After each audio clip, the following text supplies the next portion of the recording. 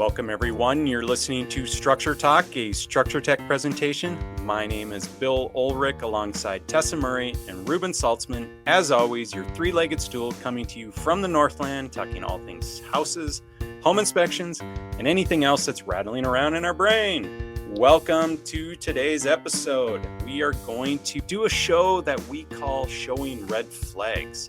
But before we get into our episode, I've got a little housekeeping stuff to do. We're post Memorial Weekend. Reuben, Tessa, how was it? Great. Yeah, it was good. Yeah. Went up to my parents' cabin. Weather did not cooperate entirely. We had rain. We had a high of 65 degrees. I know it was warm in the cities, but it was not warm at the cabin. So we did not get in the water at all, but we were on the water. We got the dock in, did all that, initial stuff you got to do to kind of wake up your cabin for the year. And the trails were super muddy, but sometimes it's really fun going dirt biking and ATVing on the state trails. Yeah, it was fun, man. That's nice. Good. You guys use your cabin more like just a base of operations for consuming gasoline and That is a really good way of putting it, Bill. Yes. It's where we sleep and eat when we're not consuming fuel. Yeah.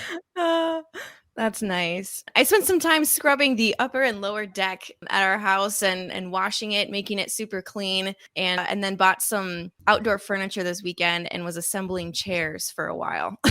Like at IKEA? Yes, just like it wasn't IKEA, but there was a lot of assembly happening. Yes. And also my sister and her husband and their baby came back from Africa last night too. So we went to pick them up and spent a little bit of time with them, but they are, I'm sure, trying to deal with the time adjustment here this morning. So sounds fun. Happy to. How about you, Bill? I got a kid graduating high school, which means I've done nothing but prepare my house. I was trimming trees, doing various power washing projects, which, by the way, if I never pick up a power washer again in my life, it'll be too soon. What an awful tool. And what? I mean, it's How a great. Do you not like power washing? Well, because I didn't wash the bluestone at my house for 20 years. And now I'm trying to make it look new again. And of course, it's just a hard project after this long. So, nobody cares and they have no sympathy for me, and I'm not looking for sympathy, but it's just a wet, abrasive job. So, that would have made my deck cleaning project much easier, I'm sure, if I would have had a power washer. Bill, I would have traded you. Yeah. Well, you can have mine. I don't want to ever use it again. On that topic, I got to say, if you're going to use a power washer to clean your deck, we have seen a lot of decks get royally messed up by people using power washers. I've read that you should really never use a power washer to clean it because you're probably going to mess it up. You're going to score it. But having said that, I've done it on my own deck where I've used a power washer to clean it. But I got one of those ends. You can get a special end for your power washer where it's like this round thing and it's got these two nozzles that spin. And you go around your deck and it spins really fast. And it makes it so that it's cleaning it in a circular pattern and it doesn't score up your deck. I mean, it's a constant couple of nozzles that constantly move and it's very safe. So I use that to clean my deck. I've got a composite deck. So it would have been a lot tougher for me to score mine. For me, it was just kind of cleaning all the algae off. But well, it worked really well. My bluestone doesn't really care what you squirt at it. There was a lot of algae in a lot of black stuff. My garage shades it, and so it's sort of in this spot that doesn't really dry well, blah, blah, blah. Nobody cares. Anyway, I did a lot of work this weekend, okay? That's all. And I feel good. My body's like, wow, this is what it's like to do work and not just sit in front of a computer. So it was good. All right. We should probably get to an episode here. But before that, Reuben, if people have questions, if they want to make comments, how do they get a hold of us? We don't say this often enough, but we really should. Go to podcast@structuretech.com. Again, that's podcast@structuretech.com. We want to hear from you. You got ideas, you got questions, whatever, we want to hear. Yeah, topics. If you want something discussed, please let us know, because, after doing this for 3 years, sometimes you're like, what should we talk about today? Light us up here. Give us as many show topics as you would want. Today's episode is about showing red flags. And the reason that we are doing this is because a listener wanted to hear about it, right, Reuben? Yeah. It was basically, hey, tell us, what can we do if we're going to be out looking at houses and I want to buy a house, maybe an investment property or first-time property? What kind of stuff can I look for as red flags that would say, hey, maybe I shouldn't be buying this property? What's your advice? And I said, well, as it just so happens, we have a 1.25 hour CE class that we created for real estate agents with exactly that content. So we'd love to do a podcast talking all things showing red flags. So that's what this is today. And this is not going to get done in one episode. There's no way. Because No.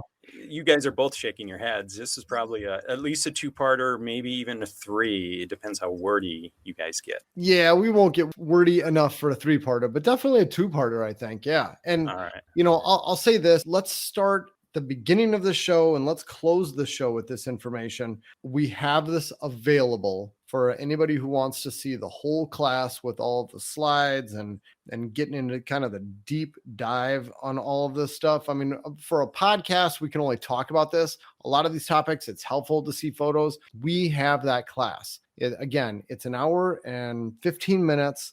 It's CE credit for licensed real estate agents. You can find it online at structuretechce.com. Again, it's structuretechce.com. That's where we have all of our classes. The class is titled Showing Red Flags. It's not free, but it's almost free. I think we charge $5 an hour for credit. So this one will be $6.25. I mean, really close to free. I'm not saying this because we're trying to make $6 on it. I'm saying if you want to get the whole class, check it out there, where our fees are enough to cover what it costs us to host a learning platform online. That's about it. Reuben, that is designed for agents. Do they have to enter in a real estate number or anything like that? Are there any weird things that the average person would need to bypass? Yeah, you got to enter in your license number. I don't care what you put in. It's not going to validate your license number. So just put something in that field and it'll let you in. Okay.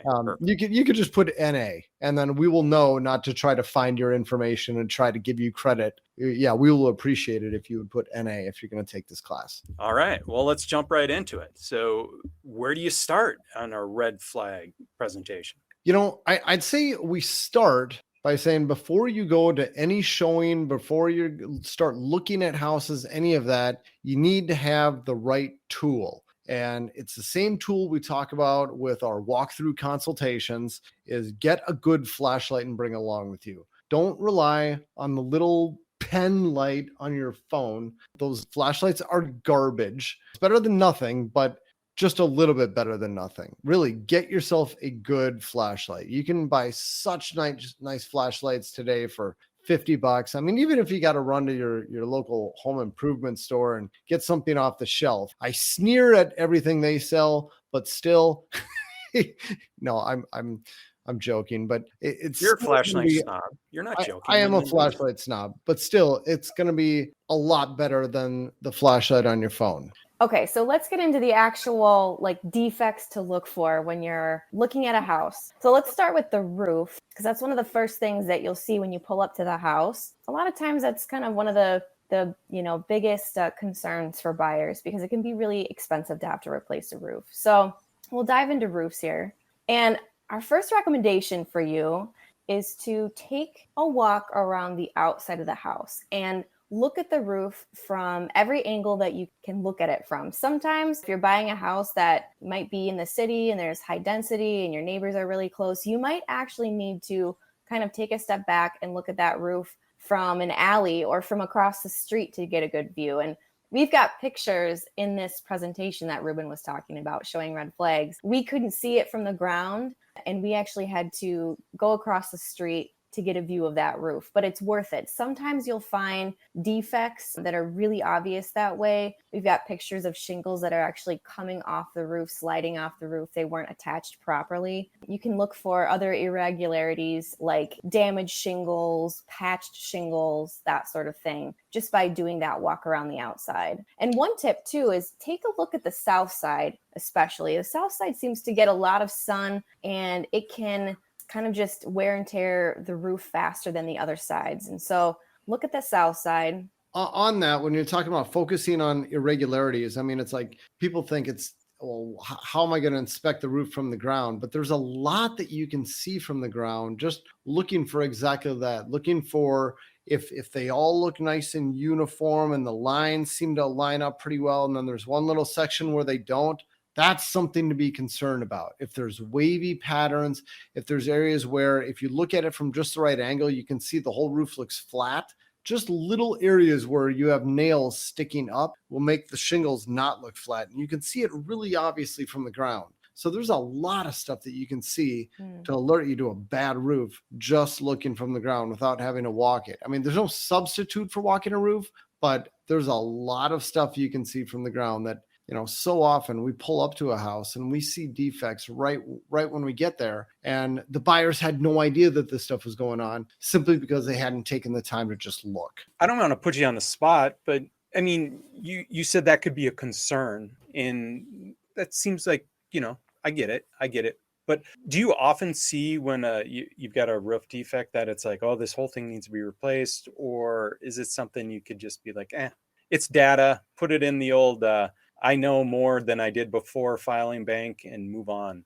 I'd say it always goes in our home inspection report. There have been situations. I mean, I remember one in particular where you looked from the ground and it looked pretty nasty. I mean, it looked like all the shingles were all curled up, but then you get on the roof and it was just ever so slightly curled at the edges. I mean, these shingles were fine. They had a lot of life left out of them.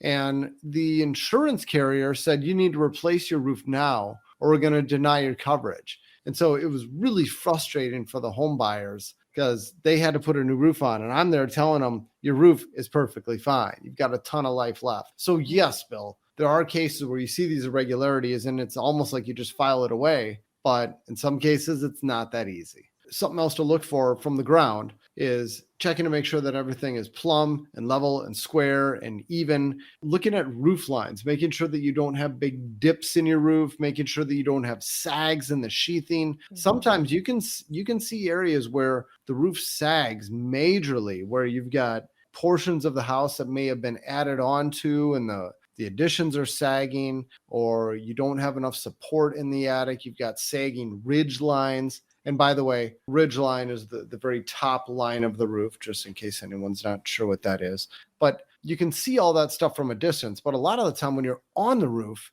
you don't notice it. So pay attention from a distance and make sure everything looks square and it lines up properly. In terms of sags, we see this a lot in the city where the overhangs will fatigue from snow sitting on them more than the actual roof will. Is that something you're concerned about? You know, it's something we put in our reports. We make a note that you got some sagging at the edges, but I don't ever seen one actually collapse. It's more something that we put in our reports to say, yeah, we saw it and we're not especially concerned about it. That's usually as far as it goes. Also, like Tessa said, just look for any shingles that seem to be out of place. If you got shingles that are starting to slide, it'll look like people fasten the shingles just a little bit out of place from where they should be. And usually that's not what happened. Usually what's happening is you've got shingles sliding off because they weren't nailed properly or you've got wind damage. And that's stuff you can see from the ground quite easily if you just take the time to look. And this is not just, older houses. We've seen improperly fastened shingles on brand new construction too. So don't just think that if you're buying a house that's, brand new or 5 years old, that the roof is going to be fine.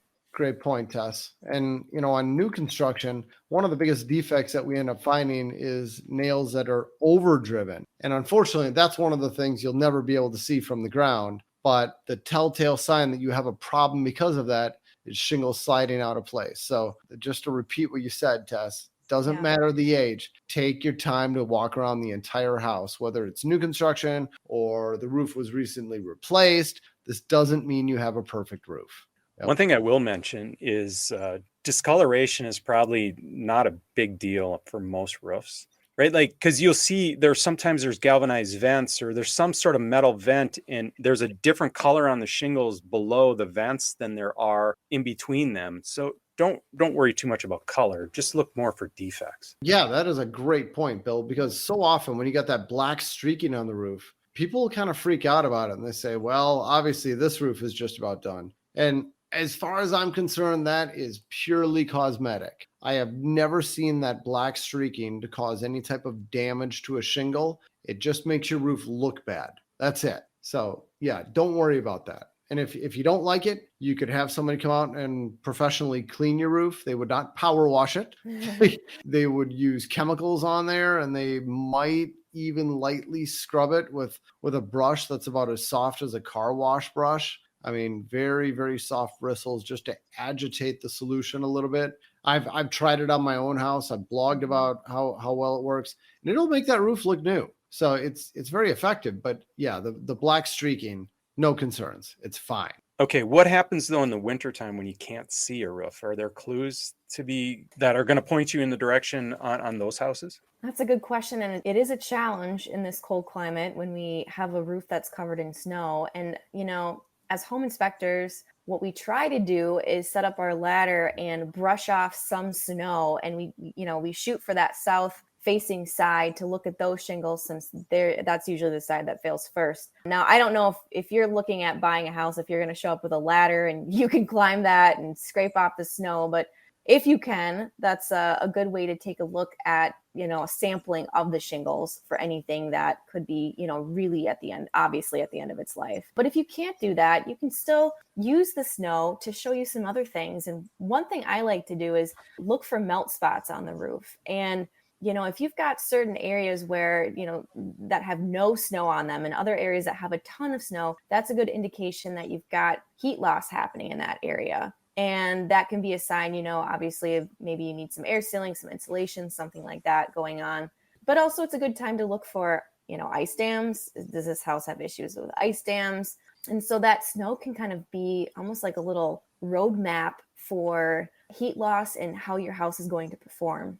I mean, if you've got ice dams when you roll up to the house, there's no need to ask any questions. You know what you've got going on, which people complain, well, I can't see the roof, but there's a lot you can gain from a house by looking at it in the winter. Definitely. Yeah. So one other thing to think about for roofs is roofs that are old. Now, there's no carbon dating that I know of to figure out the exact age of a roof. I mean, the best tools that we have is looking up permit history. We've got this tool called defects, and we order this for every one of our home inspections for our clients, but we don't tell people about it. It's just kind of a little bonus thing that we give them, because in some cities, they don't keep very good records and we can't really get a whole lot of permit data. So we don't want to tell people we're giving you this thing and then not be able to give it. But we do just slip it in there and we say, hey, by the way, we ordered the permit history for your house and here it is. Costs us a few bucks on every inspection. And it's super useful data. On a lot of homes, it'll tell you the age of the roof.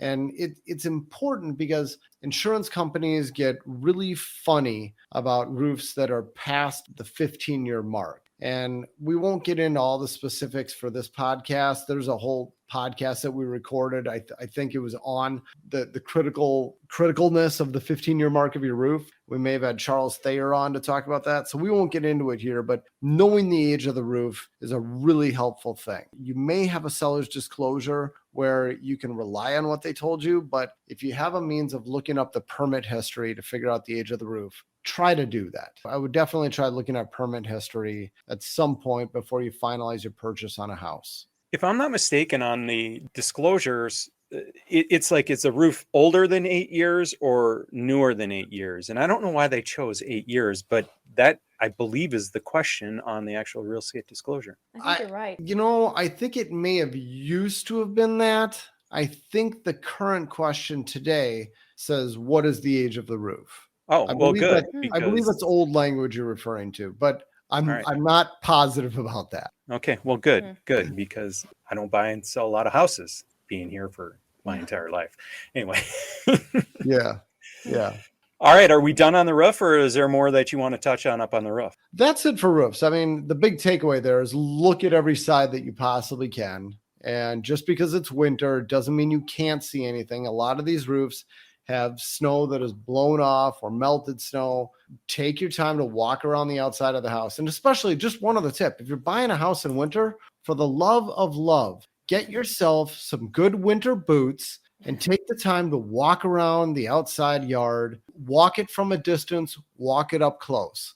My goodness, I can't tell you how many times I've done inspections in the dead of winter where there's a foot or two of snow, and mine are the first tracks around the outside of the house. And that snow has been there for a long time. And it just tells me these people buying the house never took the time to walk around the outside and just see what they're getting. So, well, if in a normal environment, if you're going to hire a home inspector to come out and do this, then hey, they can trudge through the snow. But right now, when people are opting out or trying to do a skinny inspection or some other version, that's good advice. Oh, yeah, absolutely. But I mean, even for a full home inspection, would you consider buying a house if you hadn't at least walked around it one time? I don't know. Maybe I'm just crazy. Maybe it's normal for people to not look at the front and back of their house. But to me, it seems like a really big deal. All right. Let's get us back on track here. Right. You're not with me. That's fine. It's fine. All right. We're okay. You've got chimneys up on the screen. Nobody can see, but I can see it. So what are you looking for on chimneys? Well, so first of all, does your house have a chimney? And you might want to walk around the entire outside to verify if you have a chimney or not. But we're focusing here our discussion on masonry chimneys first. So older houses tend to have, these masonry structures, and a lot of times they get neglected. And the first thing to go is usually that, either concrete crown or mortar cap. It just doesn't get maintained. Water gets in, it cracks it, it breaks it. Water starts getting into the bricks itself on the chimney chase. Mortar starts coming loose, bricks start spalling. And over time, if it's not, maintained or repaired, then it can start to fall apart. And chimneys are pretty expensive to deal with. And so look at that chimney from all four sides, just like the roof. You've seen chimneys that have been tuck pointed and maintained from the front, and then you walk to the back and it's a different story. It looks like a completely different chimney. So look at it from all four sides. And actually, Reuben, you've got a picture of a kind of specific type of chimney up here. Do you want to talk about that? Yeah, this is one we've talked about it on the podcast before. I can't remember under what context. Maybe one was when we were talking about our timeline for house issues. I think so. This is a chimney. It's a stucco covered chimney, and you'll find this on houses typically built between about 1920 and 1940, somewhere in that range, where they use this limestone brick. It's never supposed to get wet. If it does get wet, it does not hold up. And the idea is if we cover it with stucco, we'll be all good. It's going to protect it. But as we've learned, water gets through stucco. And once these chimneys are about 100 years old or something like that, they really start to fall apart. And I mean, I've blogged about this. We've talked about it on the podcast. There's surely thousands of these chimneys all over the Twin Cities where they're covered with stucco, and what's underneath the stucco is just garbage. It's bricks that are disintegrating. They're falling apart. We've got photo after photo of this on our website. So if you're buying a house with a stucco covered chimney somewhere around 100 years old, heads up. You could be in for some very, very expensive repairs on those. And any irregularities, any little cracks, any signs of patching, any of that, that's a red flag. Or maybe a yellow flag. I don't know. It's a concern area. It's be reasonable and ask the next question. What do you know about this chimney? Have you ever had issues? Or right, like ask another question. Well, and here's the tough thing too. We found, Reuben, that you can't determine the condition of those bricks from just a typical visual analysis from the outside, like you would get with a home inspection, and you can't really determine that with the kind of the next level of chimney inspection, which we call a level 2 chimney inspection, where you use a camera to scope, the clay tiles of the liner of the inside, right? So what does someone do if they're trying to figure out if, these bricks are garbage under the stucco. Tess, it's just about impossible. Really, all that we can do as home inspectors is come out there and look for any irregularities, looking for patched areas, looking for ways that water can get in. And if it all looks 100% perfect and pristine, there's really nothing else we can say about it. We got to say it looks like it's fine. We don't know what's underneath here. But if there are concern areas, if we got cracks, if you've got patched areas, any of that, then we call for further inspection. Yep. One thing to note, you see this a lot in the city. The stucco ends at the roof line, and then from the roof line up, it's bricks. Well, that's because that's been rebuilt. They've already had an issue. They rebuilt it. So whether you're going to have issues below, who knows? But those are just clues to the history of what's gone on here, because it was probably stucco all the way up at one point. Yep. And if you have a masonry chimney too, and a wood burning fireplace, we've talked about this on the podcast a lot too, but expect problems with that. And we won't get into all the details again. You're but, so negative, Tess. Well, I mean, have you seen a wood burning masonry fireplace that passes a level 2 chimney inspection? I've still got my hopes up, Tess. Yeah. I don't think I have. If there's cracks or gaps in between those clay tiles, or, you've got a picture up here on the screen of you sticking a hand through one of the clay tiles. It's in such bad shape. Yes. Then, technically it's not safe to burn wood in. I think those are fantastic chases to install your gas burning fireplace insert into. Yeah. Oh, I agree. Agreed. Yeah. But the big point here Tessa's making is that if you've got your heart set on a wood burning fireplace, I don't know what to tell you. I'm not going to be the one to share the bad news, but there's not a lot of them out there that are in good shape. Most of the ones that are safe to still burn wood are going to be the fairly new metal prefabricated ones that just don't have the same feel as the masonry ones. And the masonry ones, if you want to get those up and going, I mean, it's expensive. It's a lot of work to get to that point. So yeah. we do a whole podcast on that. I think we did. Probably a few. We've probably done a few on it. Yeah. Yeah. If you want to dive more into this subject, check out our other podcasts on chimneys that we've done. Yep. Picture after picture of chimney defects here. Okay. I'm going to ask you guys a chimney question, because we see this sometimes. You see rectangular flues sticking out of the top, and you see round flues sticking out of the top. What's the difference and why? Well, I can tell you that the way the smoke and heat want to travel up inside that chimney, it wants to travel in a circle. So even if you have a big rectangular flue, the exhaust gases are surely only going to use the area of the largest circle that you could fit within that rectangle. I found this fascinating when I was taking some classes on chimney inspections. So even though you got more volume, or more area, it's not going to use all of that area. And the reason they would use the squares is because you don't build round chimneys. The tiles just fit within the chimney much better. Yeah, and it's always been sort of my experience that the round ones are attached to a boiler or a water heater or both. And the rectangular ones are for your wood burning stove. So yes, good point, Bill. You see an old house with a chimney in the middle of it, and it's got a round flue at the top. It's probably not because there's a wood burning stove attached to it. It's probably for the boiler. Yeah. In fact, I don't think I've ever seen a wood burning fireplace venting into a round masonry flue. That's a good point. Yeah, and fixing the appliance chimney is a way different and easier process than it is fixing the wood burning fireplace chimney. Yeah, and you know what? I apologize. I just said a round masonry flue. I meant to say a round clay tile flue. Excuse me. It looks like terracotta. That's what I was referring to as well. So. Yep. I knew what you meant. I said it wrong. Sorry. Good stuff. Okay, are we done with chimneys, or do you want to beat on them some more? God knows. No, we're good with chimneys. Let's keep moving. All right, now you're off the roof, away from the chimneys. What are you looking for next, Reuben?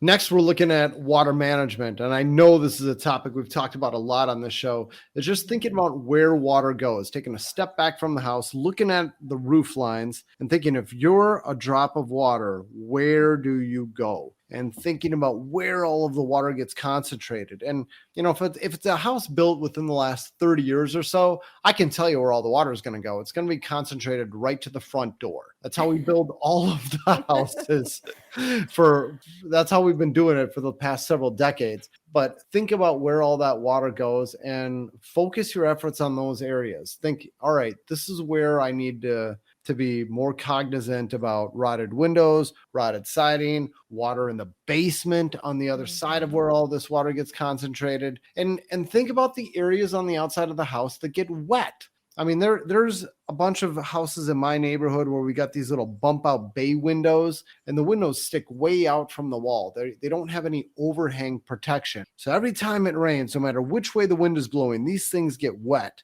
And I mean, I can spot the rotted windows from the sidewalk as I'm out walking my dog. I just I suck in air through my teeth. I go, ooh, that one's rotted. And I'll be pointing it out to my wife as we're going around. She's like, don't point at the neighbors' houses. And, I'll do it. Ever tell you to stop inspecting? All the time. Yeah. And I'm pretty good at it now. I've learned my lessons after many, many decades of this, it feels like. But yeah, look for those windows that stick out that don't have protection. Those are going to be the ones that rot first. That's why I love we've talked about this too, 1950s, 1960s ramblers, like just 1-story houses that have a hip roof where it just sheds the water evenly in every direction of the house. And they've got large overhangs that protect the walls and the windows. And you don't really have to worry about water getting into those walls on those, ranch 1960s houses. But you take like a 2-story house with no overhang and lots of exposure, around windows and on the wall, and you're just inviting more potential water intrusion problems on a house like that. Yes, exactly. So that's probably the biggest thing when we're thinking about water management on the outside, but also different types of siding. Almost every type of siding is very good at hiding water intrusion. And I'm talking vinyl, steel, aluminum, stucco, fiber cement, just about anything we look at. The one type of siding that's not good at hiding water damage is hardboard siding, also known as masonite. When that stuff rots, it falls apart. I mean, it looks like high grade cardboard on the side of your house when that stuff rots. But, and this is, just to clarify, this is like a kind of like a wood fiber pulp that's been pressed together. And we see a lot of it like from houses, at least I've seen a lot of it on like 70s, 80s houses, maybe even a little bit newer than that too. Yeah, well, it was used up until the introduction of like the OSB types of siding. Yeah, the big name I'm thinking about is LP, Louisiana Pacific, and their inner seal siding. I mean, that stuff failed miserably and it just rotted off of houses all over. And you talk to some old school people and you even talk to them about the newer LP Smart side, and they want nothing to do with it just because it has the name LP attached to it. Oh, that makes perfect sense. It's a completely different product, but a lot of people have long memories. So. You'd never buy an American car if your memory is long. I know, right? The Pinto was not a good part of Ford's history. Let's just put it that way. Yeah, exactly. Everyone has their black eyes. And then maybe the last thing to think about on the outside, well, 2 more things. One is with siding, is if you're buying a house with newer stucco, and when I say newer stucco, I'm talking late 80s up through just about today. And when I say stucco, I'm thinking stucco or stone veneer, because as we've talked about on this podcast, stone veneer is the same thing as stucco. It behaves exactly like stucco. It performs like stucco. It's put together very similarly to stucco. If you have one of those 2 types of siding on a home, man, here's my advice. Don't buy that house unless you're going to hire someone to do intrusive moisture testing. It means drilling holes in the wall, sticking a probe in there, and testing the moisture content and structural soundness of the wall sheathing behind that stucco. I mean, just don't even consider it. If that's off the table, if you don't have the option of doing that, don't even consider buying a house with stucco or stone veneer if it's been built within the last, 30 years, 35 years or so. Okay, I wanted you to make that qualification because that's a big key to this conversation. It's not your run-of-the-mill house in the city that was built a long time ago with stucco on it. That's not what you're concerned about. Yeah, those have not had the same types of problems. It's really the newer stuff where we changed a lot of the ways that houses were built kind of all at the same time, right in the very late 80s, early 90s.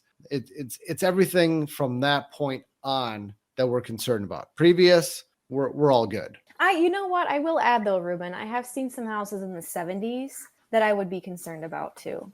And like you said, we changed a lot of our building practices and everything kind of all at once that led to these failures. But I think houses in the 70s could kind of tip the scale too, because some of these, this problem results from water getting into the wall and not being able to dry out, and the wetting is greater than the drying of that wall system, and it leads to rot. And in the 70s, we were filling our walls with insulation, we were using poly vapor barriers, and we had some composite wall material sheathing stuff, like OSB or buffalo board or fiberboard that can rot a lot faster too. So I know you say late 80s, but me personally, I would also maybe have some red flags if I saw issues with stucco in the early 80s or 70s even. I agree. I don't think there's any age that's immune to problems. I mean, even I had a cousin buy a house that had stucco put on, I think it was the 40s. And when I was there when all that stucco was coming off, and you could see where the water had been coming in and the wall just had severe rot going on. So there's no age of house that's immune. There's no type of siding that's immune, but this particular type of siding and age, that's the most problematic in my mind, is late 80s and after that. But no, like you said, there's no age that's immune. And I mean, it's a bold statement to say you wouldn't even consider buying a house without doing an intrusive moisture test. But just so people can understand, I mean, give them an idea of what the worst case scenario cost could be if there's a problem in a house like that. Oh, 6 figures. Easy. Yeah. And we've seen that, right? Where people we have seen that. They take the stucco off and the entire sheathing studs around the exterior is rotted and it needs to be replaced. Yeah. And in fact, we had a guest on probably within the last year or so where she was a homeowner at a townhome association, and turns out her whole association had these problems, and there are no visual signs of it anywhere at the outside. And there's not a ton of stone veneer either. It was small sections of stone veneer, but what was behind it was just severely rotted. And she figured this out, I think, when she saw carpenter ants or something walking around inside her house. Yeah. Yep. Yeah. Did I ever tell you this story about a HOA conversation I had with somebody, and they wanted us to do a bunch of inspecting for this, that, and the other. And I said, well, I think the biggest problem you have is the fact that this entire community is built out of stucco. The cladding on all your houses are stucco. And I said, if I would spend any money there, I'd try to get a handle on how much of a problem you maybe have, if you have a problem at all. And they looked at me like, are you nuts? Like, what? Why would you even think that was an issue? One of the people who was on the board, she's like, yeah, I had my house tested when I bought it. Did some of that testing. And I said, was there any problems? She said, yeah, there were some issues. And they said, did you fix it? And she said, no, I just bought the house. I'm like, oh God. Oh my goodness. What do you say to that? Well, good luck. Here's the concern on any of this. And I'll just be straight up, or like, I'm not worried about the stucco. I just don't want to own somebody else's problem and learn that it was a problem before I paid for the house, right? Like I just want to make sure the buck stops where the buck should stop. And if it ends up stopping with you, that makes me feel sad for you. So it's nothing more than that. All right, so as we always do, we've lingered on subjects longer than they probably should have, and we are going to probably end up with a part 3, Reuben, because we can't get through anything efficiently because we talk too much. But so let's put a wrap on today's episode, and the next time we pick up this conversation, we'll finish the exterior and begin working on the inside of the house for the red flags. But Reuben, one more time before I pull the plug on this episode, if people have questions, if they have comments, they want to talk about show topics, where do they go? Send an email to podcast@structuretech.com. Again, podcast@structuretech.com. And if you would like this whole class, you want to watch it It's well worth your $6.25. I guarantee it. You can head on over to structuretechce.com. Perfect. And any complaints about my ripping on the Ford Pinto, please, you can send them to that box as well. Sorry, Ford. Thanks, it was Bill. good. Yeah. All right. That's it. Let's put a wrap on today's episode. You've been listening to Structure Talk, a Structure Tech presentation. My name is Bill Ulrich alongside Tessa Murray and Reuben Saltzman. Thank you for listening. We will catch you next time.